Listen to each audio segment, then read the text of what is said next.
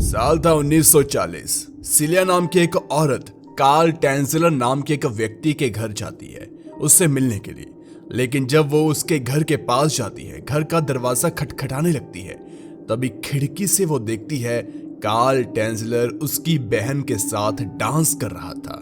ये देखकर सिलिया की चीख निकलने वाली होती है, लेकिन जैसे तैसे वो अपने आप को रोकती है। उसके इतने हैरान होने के पीछे एक वजह थी। वजह यह थी कि उसकी बहन की मौत आज से करीब 9 साल पहले हो चुकी थी, और जिसके साथ कार्ल टेंजलर नाच रहा था वो उसकी बहन थी, जिसने सेम कपड़े पहने थे जो कि उसने अपने मरने वाले दिन पहने थे। यहां पर सिलिया को कुछ समझ नहीं आ रहा था कि आखिर क्या हुआ। वो फटाफट से पुलिस के पास जाती है और पुलिस को अपने साथ लेकर आती है। अब यहां पर उस घर में कार्ल टेंजलर नहीं था, वो घर से बाहर कहीं जा चुका था। जैसे ही वो घर का दरवाजा खोलते हैं, घर सुनसान, घर से अजीब सी बदबू आ रही थी। धीरे धीरे वो एक कमरे से अगले कमरे में जाते हैं। वहां पर कुर्सी पर कोई बैठा था। जब सिलिया और पुलिस वाले उसके आगे जाते हैं, वो सिलिया की वही बहन थी जो कि मर चुकी थी आज से 9 साल पहले। मतलब कि कार्ल टेंजलर उसकी बहन की लाश के साथ नाच रहा था, जिसकी मौत 9 साल पहले हो चुकी थी। ये देखकर वहां पर पुलिस की और सिलिया की चीखें निकल जाती है। पुलिस फटाफट से फॉरेंसिक वालों को बुलाती है और यहाँ पर वो इंतजार करते हैं कार्ल टेंजलर का। जैसे ही कार्ल टेंजलर वहां आता है, वो उसे अरेस्ट कर लेते हैं। और यहाँ पर सिलिया उसे कहती है, मुझे तुम्हारा पता ही था कि तुम ऐसा ही करोगे। अब यहाँ पर एक पुलिस वाला सिलिया से पूछता है, आखिर इन दोनों की कहानी क्या है?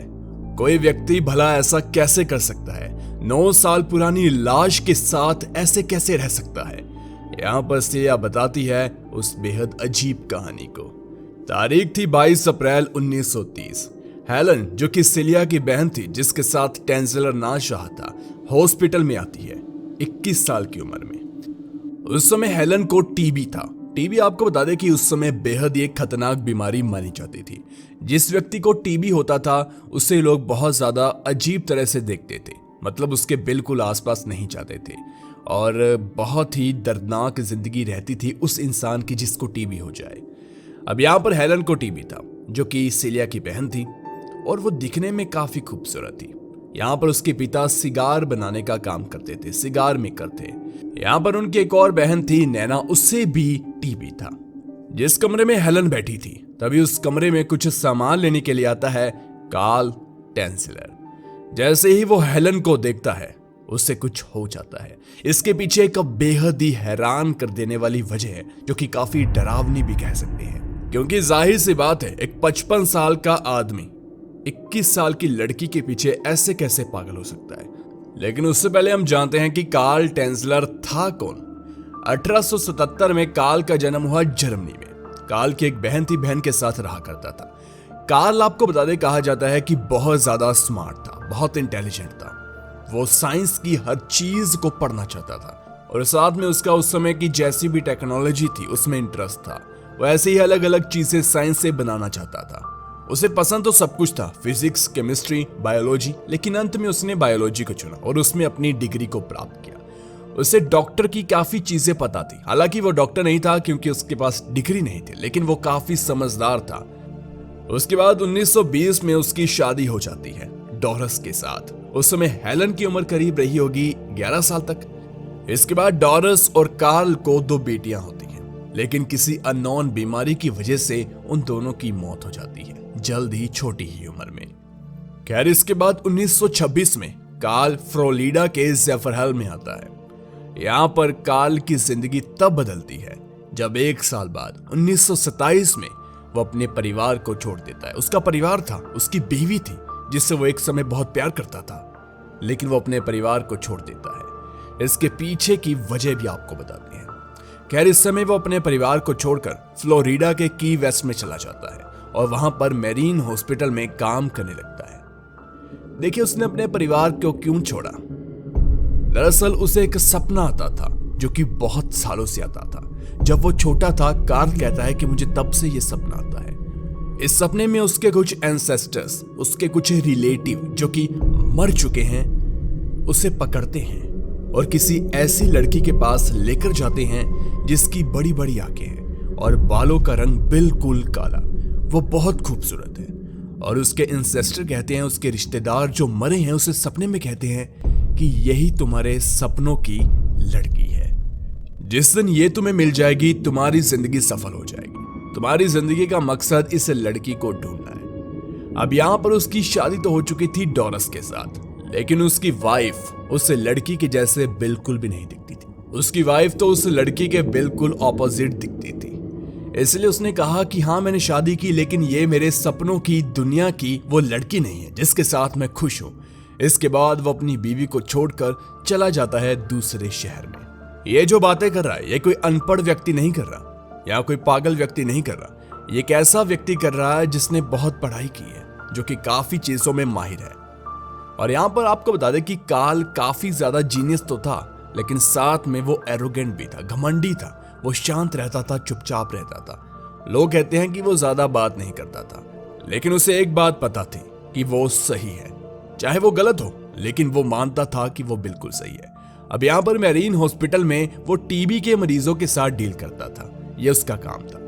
यहाँ पर एक दिन एडमिट हुई हेलन। जब उसने हेलन को देखा, पहली ही नजर में उसे हेलन से प्यार हो गया, क्योंकि हेलन बिल्कुल वैसी लड़की थी जैसे वह सपनों में रोज दिखता है। उसके काले बाल, मोटी आंखें, गोरा रंग, दिखने में काफी खूबसूरत। अब कार्ल टेंसलर को हेलन से प्यार तो हो चुका था, इसीलिए हेलन का ध्यान रखना वो शुरू कर देता है। वो यहाँ पर हर हद पार करता है हेलन को खुश करने के लिए। उसके लिए अच्छा अच्छा खाना लेकर आता है, उसे अच्छी से दवाई देता है और सभी को कहता है कि इस लड़की का ध्यान रखो, और सबको आसपास कर उससे बातें करता है। धीरे धीरे हेलन भी समझ रही थी कि ये डॉक्टर कुछ अजीब ही है। यहाँ पर एक दिन वो अपने प्यार का इजहार कर देता है। यहाँ पर हेलन उसे बिल्कुल ना तो नहीं कहती, बस वो हाँ भी नहीं कहती, क्योंकि उसे लग रहा था कि वो शायद जिंदा नहीं बचेगी। उसे जिंदा बचाने वाला एक ही व्यक्ति है, कार्ल टेंसलर। ऐसा क्यों? क्योंकि कार्ल दावे करता था कि उसके पास टीबी का क्योर है, टीबी की दवाई उसके पास मौजूद है। वो घर में एक्सपेरिमेंट भी करता था और उस एक्सपेरिमेंट में जो दवा बनती थी उसे लाकर वो देता था हेलन को, और हेलन वो दवा को लेती थी। उसे उम्मीद थी कि ये डॉक्टर मुझे ठीक कर देगा। अब यहाँ पर वो कार्ल टेंसलर का दिल भी नहीं तोड़ना चाहती थी, क्योंकि उसे ये भी पता था कि अगर ऐसा हुआ तो शायद ये मुझे दवा नहीं देगा और मैं जिंदा ना बचूं। हालांकि उसके पास टीबी की दवा है, इसके पीछे कोई फैक्ट नहीं थे। वो बस ऐसे ही घर में जाकर दवा बनाता था अपनी रिसर्च के मुताबिक। हालांकि उसे नॉलेज थी क्या चीज देनी है क्या नहीं देनी है, लेकिन एग्जैक्ट टीबी की दवा उसके पास होना इम्पॉसिबल था। लेकिन फिर भी वो कोशिश करता था और वो लोगों को कहता था कि अगर दवा बनेगी तो मेरे हाथों से ही बनेगी। यहाँ पर उसका परिवार, हेलन का परिवार, वो मानता भी था कि हाँ, कार्ल टेंसलर एक अच्छा व्यक्ति है, वो हमारी बेटी को ठीक कर देगा। लेकिन एक और बात यहाँ पर उसका परिवार और हेलन छुपा कर रख रहे थे कि हेलन की शादी हो चुकी थी। हेलन उस समय लीगली मैरिड थी। उसका पति उसे छोड़कर चला गया था, जिसकी वजह थी कि हेलन को मिसकैरेज हो गया था। इस वजह से उसके पति ने उसे छोड़ दिया। हेलन को वो बार बार इजहार करता रहता, उसके परिवार को भी कहता रहता, लेकिन यहाँ पर हेलन उसे सिर्फ डॉक्टर मानती थी और बस बातों को टालती रहती थी। लेकिन इस साइड कार्ल उसके प्यार में पागल हो चुका था। यहाँ पर एक समय ऐसा आ जाता है जब हॉस्पिटल वाले डिस्चार्ज कर देते हैं हेलन को, क्योंकि उनके मुताबिक अब हेलन नहीं बच सकती। ये सच था। हॉस्पिटल वाले छुट्टी देते हैं कि घर जाकर बेटी के साथ कुछ अच्छे पल बिता दो, आखिरी पल चल रहे हैं। लेकिन इस तरफ कार्ल पागल हो चुका था हेलन के प्यार में। यहाँ पर वो हॉस्पिटल के सारे रूल तोड़ता है। जब उसे घर भेज दिया जाता है तो उसके बाद कार्ल हॉस्पिटल से कुछ मशीनें चुरा कर हेलन के घर छोड़कर आता है, अपनी दवा बनाकर हेलन के घर छोड़कर आता है। लेकिन फिर भी हेलन ठीक नहीं हुई और तारीख आती है 25 अक्टूबर 1931। एक साल बाद करीब हेलन की मौत हो जाती है। हेलन की मौत मतलब खेल खत्म? नहीं, इस समय तो असली खेल शुरू होना था। यहाँ पर कार्ल वैसे तो दुखी था। वो हेलन के फ्यूनरल के लिए पैसे भी उसके परिवार वालों को देता है, लेकिन वो ये बात कहता है कि हम हेलन को दफनाएंगे नहीं, क्योंकि उनकी परंपरा थी कि जो मर जाए उसे दफनाना होता है। लेकिन हेलन को वो कहता है कि हम दफनाएंगे बिल्कुल नहीं, क्योंकि उसे डर था कि अगर हेलन को दफना दिया जाए तो उसकी बॉडी जल्द ही कंकाल बन जाएगी और उसे बारिश, तूफान, आंधी, गर्मी, सर्दी से जूझना पड़ेगा। वो चाहता था कि हेलन खुश रहे मरने के बाद। इसलिए वो परिवार से कहता है कि हम इसका मौज़ोलियम बना देंगे। मौज़ोलियम आपको बता दें कि होता तो कब्रिस्तान के अंदर ही है, लेकिन यहाँ पर वो जमीन के ऊपर होता है। लाश का एक घर टाइप हम कह सकते हैं। यहाँ पर परिवार वाले ये भी मान जाते हैं, उसका एक मौज़ोलियम बना देते हैं। यहाँ पर कार्ल टेंसलर हेलन के परिवार से झगड़ा भी करता है और कहता है कि आपने मेरी दवा नहीं दी, आपने उसका अच्छे से ध्यान नहीं रखा। उसका अच्छे से ध्यान मैं ही रख रहा था। आपको एक चीज बताते हैं कि जब मौज़ोलियम बनाया गया उसकी सिर्फ एक ही चाबी रखी गई। जानबूझकर कार्ल ने सिर्फ एक ही चाबी बनाई और वो चाबी उसके पास रही। इसके बाद कार्ल हर रोज कब्रिस्तान जाता उस मौज़ोलियम में हेलन से मिलने के लिए। वो बाहर खड़ा रहता, लेकिन धीरे धीरे चाबी उसके पास थी। उसने मौज़ोलियम को खोला और अंदर जाकर हेलन के पास बैठ जाता। वो हेलन के हाथ को छूता, हेलन को देखता, उसके बालों को संवारता, उसे निहारता। यहाँ पर उसने मौज़ोलियम के अंदर टेलीफोन भी लगा दिया कि अगर वो कभी ना आ पाए तो वो फोन पर बात कर ले हेलन के साथ। अब यहाँ पर वो धीरे धीरे रियलाइज करता है कि हेलन की बॉडी अपनी शेप को खो रही है, उसकी बॉडी डिकम्पोज हो रही है। इसलिए उसे काफी दुख हो रहा था। उसने सोचा इसका कुछ किया जाए, इसलिए वो इंजेक्शन लाता, अपने हिसाब से कुछ दवाई मेडिसिन लेकर आता और हेलन को लगाता। धीरे धीरे उसे लगा कि बॉडी अंदर से कमजोर हो रही है, इसलिए वो खाना लेकर आता, हेलन को खिलाता। अब आपको लग रहा होगा कि हाँ प्यार था, ऐसे ही बस चलता गया, 1-2 हफ्ते है ना। लेकिन ऐसा उस व्यक्ति ने पूरे 2 साल तक किया। 2 साल तक हेलन को साफ करता, हेलन को अच्छे से लिटाता और बाद में उसे खाना भी खिलाता, ऐसी ऐसी चीजें करता। उसकी साफ सफाई, देखभाल का काम वो खुद करता। हालांकि वो ऐसी जगह भी नहीं थी, हाँ कब्रिस्तान तो था, लेकिन ऐसी जगह नहीं थी कि आसपास लोग ना हो। साथ ही में रोड भी था। रोड से गुजरते हुए लोग रोज इसे देखते हैं। रात के वक्त ये जोर जोर से हंसता था, कब्रिस्तान में बातें करता था और तारीफ करता था हेलन की। लोग समझते थे कि यार बेचारा पागल हो चुका है।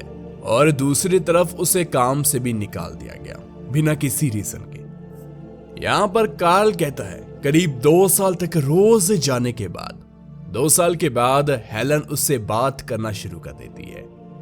वो रोज हंसता खेलता हेलन से बातें करता, उसे जिंदगी में अब मजा आ रहा था। लेकिन धीरे धीरे हेलन ने कहा कि मुझे यहाँ पर डर बहुत लग रहा है, मैं यहाँ पर अब नहीं रह सकती। तो कार्ल टेंसलर कहता है तो मैं क्या कर सकता हूँ। वो कहती है कि मुझे घर ले चलो। अब यहाँ पर कार्ल उसके पास जाता तो रोज था, इसलिए लाश को घर लेकर आना उसके लिए बड़ी बात नहीं थी और कोई शक भी नहीं करेगा, क्योंकि लोगों को पता था कि इसका दिमागी संतुलन शायद बिगड़ चुका है। इसलिए ऐसे ही वो 2 साल के बाद लाश को घर लेकर जाने का फैसला करता है। लेकिन लाश की हालत बहुत ज्यादा, हेलन की हालत उस समय बहुत ज्यादा खराब हो चुकी थी, क्योंकि 2 साल पुरानी डेड बॉडी अब कैसी होती होगी आप सब जानते हैं। इसके बाद वो उसे घर नहीं लेकर जाता, बल्कि एक लैब में लेकर जाता है। वो पहले लैब बनवाता है, वहां पर बॉडी को लेकर जाता है, क्योंकि बॉडी के ऊपर काफी काम उसे करना था। और यहाँ से शुरू होता है बहुत अजीब सफर।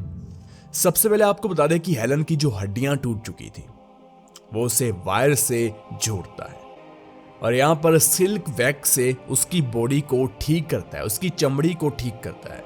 उसकी चेस्ट जो कि नॉर्मल शेप में अब नहीं थी, उसे ठीक करने के लिए फोम और कपड़े को उसके अंदर भर देता है।